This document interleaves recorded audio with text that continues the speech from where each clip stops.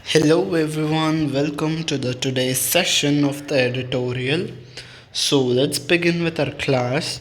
So the title for the today's editorial is Winning Formula BJP's Strategy. That means जीत का formula BJP की रणनीति पर. Okay, that means in today's article the author has discussed what's the strategy of the BJP that has helped them to win the election in Gujarat. Okay, so let's see what's in the article. Okay, while the Bharatiya Janata Party, that is BJP, okay, Bharatiya Janata Party's strategy work across the regions, the Congress needs state specific tactics. So the author here suggesting us that the strategy which the BJP has used is working across the regions. Matlab, it is working in all the regions, and the Congress needs the state specific tactics. That means the strategy of the Congress needs to be altered, and they need to work upon the state specific tactics. That means the strategy related to a specific state. Okay, so in that manner Congress needs to work. Author is suggesting this thing. Okay, so let's read it in Hindi. जबकि Bharatiya Janata party की रणनीति सभी क्षेत्रों में काम करती है, कांग्रेस को राज्य विशिष्ट रणनीति की आवश्यकता है. Okay, so I have also translated some of the paragraphs which I felt that it will be difficult for you guys to understand it in English. So I have translated this in Hindi so you can understand it in a better way. Okay, I will explain you, no doubt in that thing, but if you have any difficulty in understanding it in English, you can refer to this Hindi paragraph, okay, to understand in a better way. Okay, so let's begin with our article. The Bharatiya Janata Party's victory in Gujarat eclipses its loss in Himachal Pradesh. Okay, that means, okay, so what that mean is eclipses. You could have heard the solar eclipse and this thing, lunar eclipse. So what happens in the eclipse? You know, the shadow of the earth or the shadow of the sun or the moon, it covers, it can be seen on the earth. Okay, that means the shadow. In short, it's the shadow. Okay, how the shadow of the the shadow of the moon and the star can be seen during the eclipse. In that way, that means here the victory of the Bharatiya Janata Party in the Gujarat had shadowed its loss. ठीक है, shadow मतलब ढक दिया है. वो जो उनका हार हुई है हिमाचल प्रदेश में, उस चीज़ को ढक दिया गया है. ठीक है, उस चीज़ से वो नलिफाई हो गया है, वी कैन से. ठीक है, not only is Gujarat a bigger state, but the scale of the party's sweep in the western state also overshadows its narrow loss in the hill state. ठीक है, मतलब ऑथर क्या कह रहे हैं यहाँ पे, गुजरात तो एक बहुत ही बड़ा स्टेट है, तो वो जो स्वीप इन मतलब उसकी जो वहाँ पे जीत हुई है, इसने ओवर शैडो कर दिया है उस अपनी छोटी सी हार को.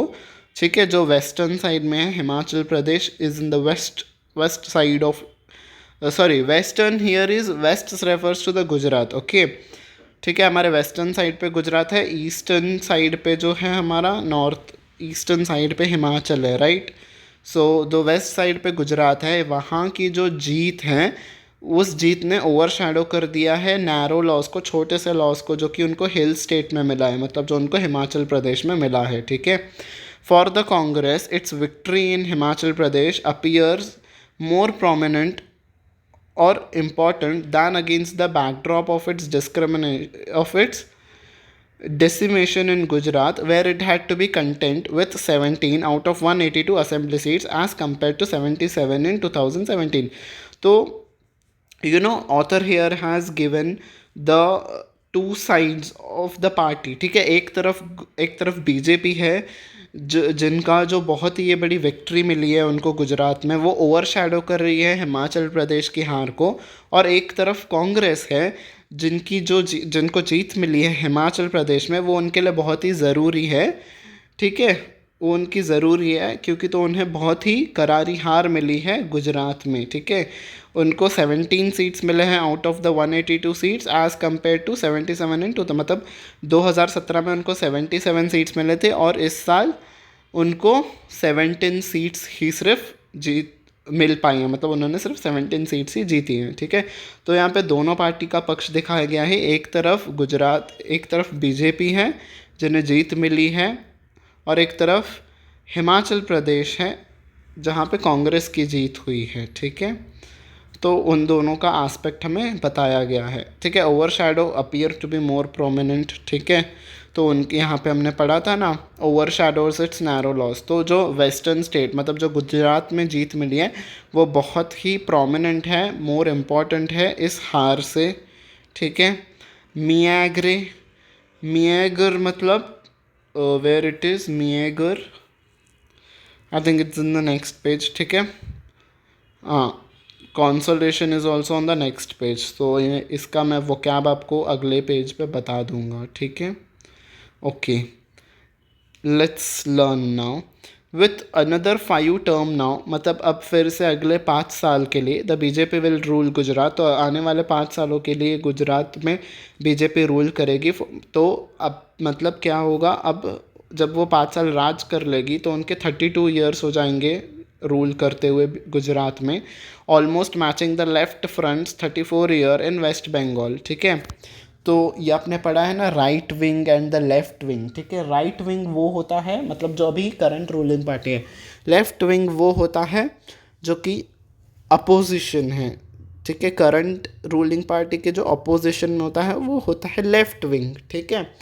तो जो ये लेफ्ट फ्रंट है मतलब जो अपोजिशन पार्टी है बीजेपी की, तो उन्होंने 34 ईयर्स तक वेस्ट बंगाल में रूल किया है। तो कौन सी है वेस्ट बंगाल में ruling party? Now it's Trinamool Congress, right, TMC, ठीक है। तो उनको 34 ईयर्स कंप्लीट हो जाएंगे, वो ऑलमोस्ट मैच कर जाएगा, ठीक है, उनका ये रिकॉर्ड भी। दैट एंडेड इन 2011, तो 2011 में उनको 34 ईयर्स कंप्लीट हो गए हैं वेस्ट बंगाल में रूल करते हुए, ठीक है। The BJP increase its vote share, तो बीजेपी का वोट शेयर इंक्रीज़ हुआ है। उनका 49% था 2017 में, मतलब 49% लोगों ने वोट दिया था बीजेपी को, और वो अब बढ़कर 53% हो गया। तो इस बार के जो इलेक्शंस हुए उसमें बीजेपी को 53% वोट्स मिले हैं, ठीक है, out of the total votes. आप यहाँ पे किसके लिए यूज़ हुआ है? आम Aadmi party, A P is आम Aadmi party finished a distant third in Gujarat, मतलब वो थर्ड पोजीशन पे रही, ठीक है। फर्स्ट पे कौन रहा? बीजेपी, सेकंड पे कांग्रेस, थर्ड पे आम आदमी पार्टी, ठीक है।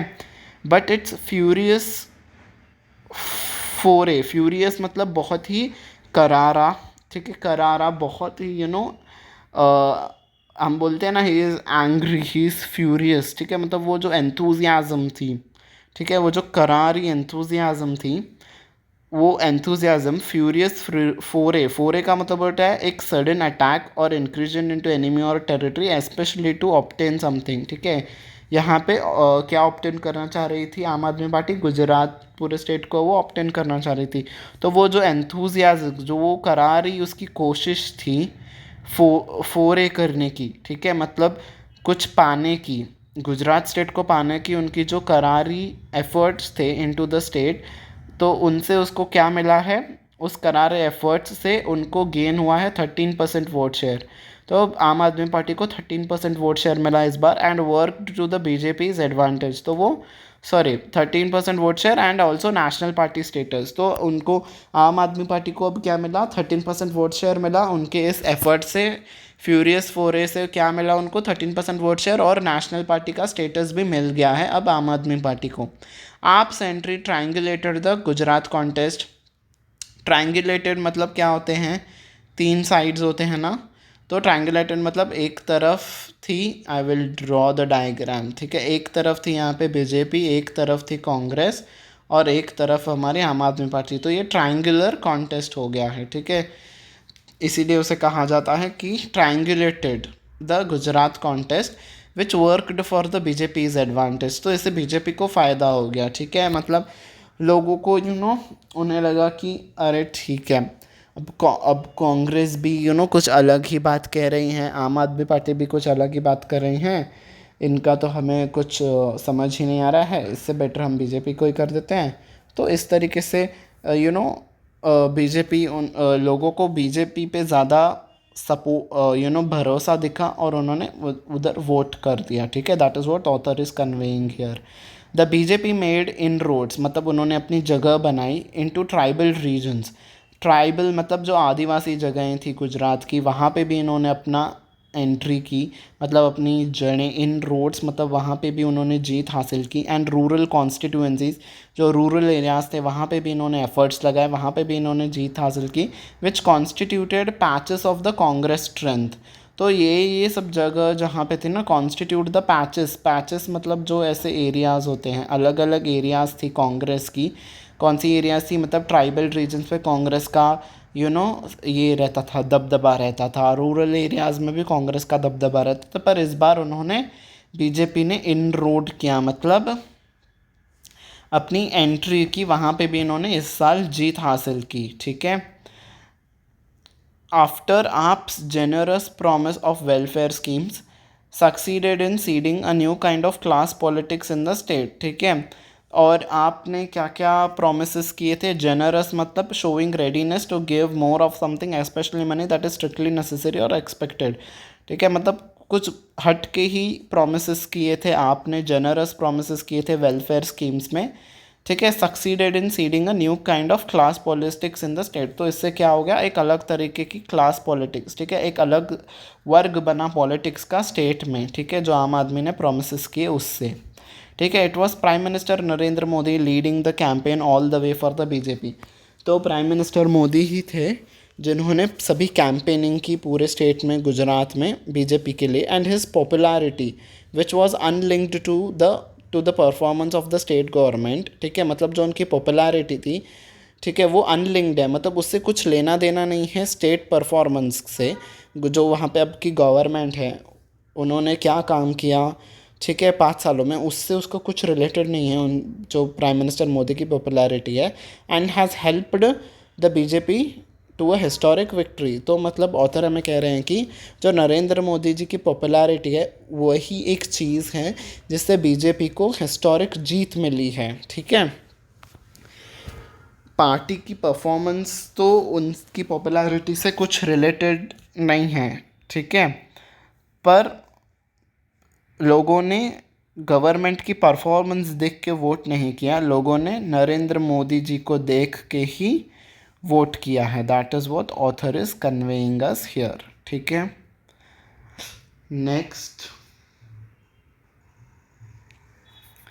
द हिमाचल प्रदेश आउटकम, मतलब जो हिमाचल प्रदेश जब रिजल्ट्स आए, इज़ इंस्ट्रक्टिव। इंस्ट्रक्टिव मतलब हमें ये इन्फॉर्मेशन देते हैं, किस चीज़ का इन्फॉर्मेशन देते हैं, ऑफ लेटेंट मतलब छुपाई हुई जो एंटी इनकम्बेंसी है दैट बीजेपी फेसेस। ठीक है, जो छुपी हुई बातें हैं बीजेपी की, लैटेंट छुपी हुई anti incumbency is characterised by expressing opposition और disapproval of the current political office holders. ठीक है, तो हिमाचल प्रदेश में क्या हुआ, क्यों बीजेपी हार गई, वो जो रिज़ल्ट है हिमाचल प्रदेश के, वो हमें दिखाते हैं कि जो हार गई। हम सब जानते हैं हिमाचल प्रदेश में, हमने पढ़ा स्टार्टिंग में आर्टिकल के कि कांग्रेस जीत गई है, बीजेपी हार गई है।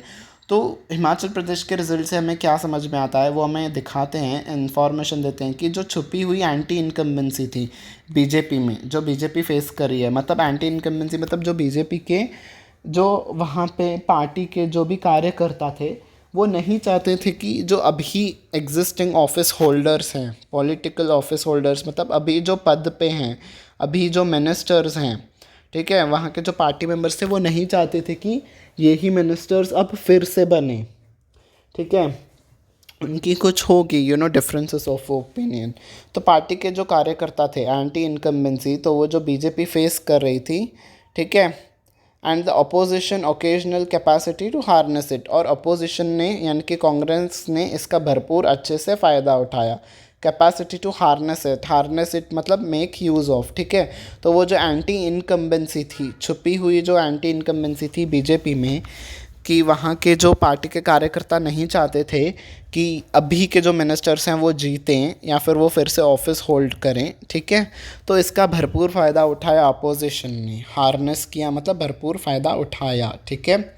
तो Congress ran a sedate campaign in both the states, उन्होंने एक ठीक ठाक कैंपेन किया था बोथ द स्टेट्स में। In Gujarat it did not work at all for the party, Gujarat में उनकी ये कैंपेनिंग काम नहीं आई। But in Himachal Pradesh it did because of the anti incumbency factor, ठीक है। ऑल्दो उन्होंने ठीक ठाक ही किया था, पर वो गुजरात में नहीं चली, हिमाचल प्रदेश में क्यों चल गई? Because of the anti incumbency factor, ठीक है। तो बीजेपी के खुद के वहाँ पे जो पार्टी मेंबर्स हैं उनके खुद के बीच में ही डिफरेंसेस ऑफ ओपिनियन थे, कुछ के बीच में ही दरारें थी, तो उसका भरपूर फ़ायदा उठा लिया और इससे कांग्रेस जीत गई, ठीक है।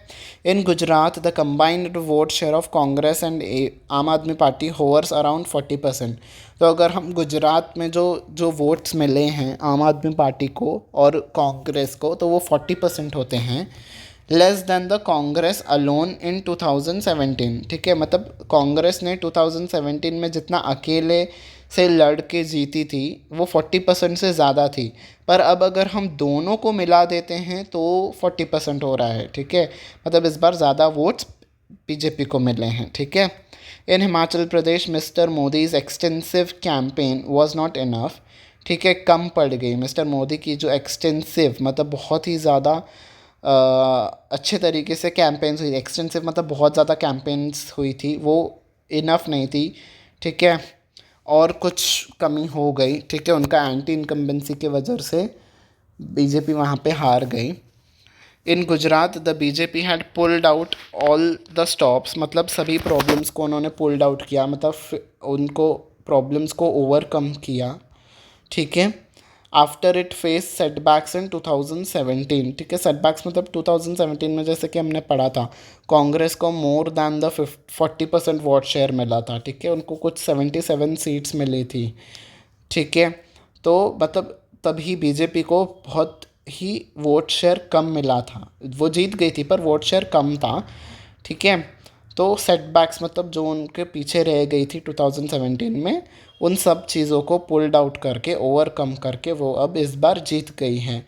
While the Congress has lost steam since then, तो कांग्रेस लॉस्ट स्टीम मतलब पिछले से भी इस बार बहुत ही ख़राब उन्होंने परफॉर्म किया, ठीक है। जैसे कि हमने पढ़ा पिछले बार 77 सीट्स थी, इस बार 17 सीट्स हैं, ठीक है।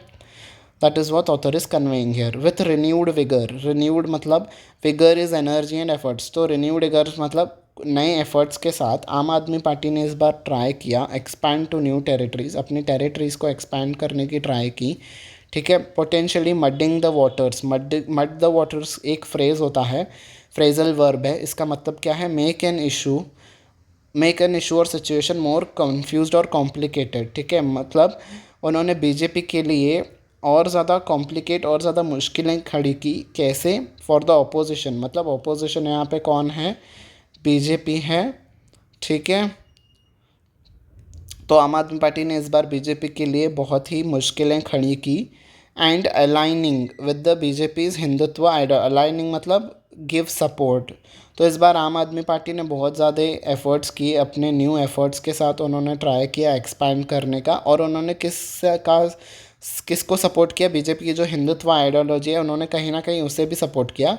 तो ऐसे सपोर्ट करके उन्होंने अपने टेरिटरीज़ को एक्सपैंड कर दिया, ठीक है। और अपोजिशन यानी कि बीजेपी के लिए मुश्किलें और ज़्यादा खड़ी कर दी, ठीक है। दैट मीन्स बहुत ही ज़्यादा अच्छे एफर्ट्स किए थे आम आदमी पार्टी ने। That is what the summary of this paragraph, author ये कन्वे करना चाहते हैं हमें, ठीक है। Next and the last paragraph, the outcomes of the Gujarat and Himachal Pradesh demonstrate that BJP is status as the hegemon, hegemon मतलब सुप्रीम लीडर, ठीक है। तो जो रिज़ल्ट्स आए हैं गुजरात और हिमाचल प्रदेश से, ऑल्दो हिमाचल प्रदेश में गुजरात में जीत गई बीजेपी, पर हिमाचल प्रदेश में बीजेपी नहीं जीती है, वो हारी है, बट बहुत ही कम वोट्स से हारी है। तो ये हमें दिखाता है कि जो बीजेपी हेजेमन है वो एक सुप्रीम लीडर है, ठीक है। उनकी मतलब पकड़ बहुत ज़्यादा अच्छी है, वो अनचैलेंज्ड है, मतलब उसे कोई चैलेंज नहीं कर सकता है इंडियन पॉलिटिक्स में, ठीक है। ये हमें हिमाचल प्रदेश और गुजरात के रिजल्ट्स दिखाते हैं। Mr Modi is more popular than his party, मतलब लोग पार्टी को नहीं देखते हैं, मिस्टर मोदी को देख के वोट कर रहे हैं। And the opposition is unable to create the politics और programmes that can challenge the BJP, और अपोजिशन को बहुत ही मुश्किलें खड़ी हो रही हैं बीजेपी को हराने में, ठीक है। वो ऐसे प्रोग्राम्स और फिर ऐसे पॉलिसीज़ ही नहीं ला पा रहे हैं जो बीजेपी को हरा सके और मिस्टर मोदी के पॉपुलैरिटी को कम कर सकें, ठीक है।